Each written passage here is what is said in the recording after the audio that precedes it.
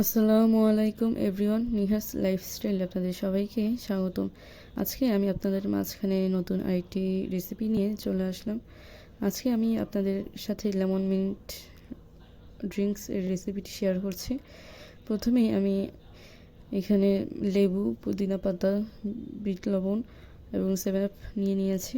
প্রথমে ব্লেন্ডার জারে আমি পুদিনা পাতাগুলো, বিট লবণ এবং বরফ কুচি আর সামান্য পানি দিয়ে খুব ভালো করে ব্লেন্ড করে নিব। আপনারা পরিমাণ অনুযায়ী বাড়িয়ে কমিয়ে নেবেন। আজকে যেহেতু আমি একজনের জন্য বানাচ্ছি, তাই কম পরিমাণে দিচ্ছি উপকরণ।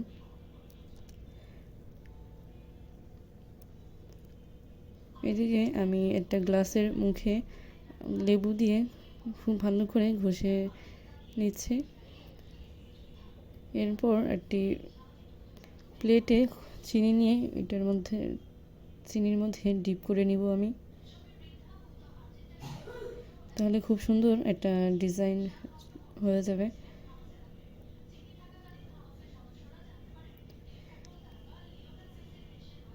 এদিকে আমার মিন্ট এর ড্রিঙ্কস বা সিরাপ যেটা ওটা রেডি হয়ে গেছে।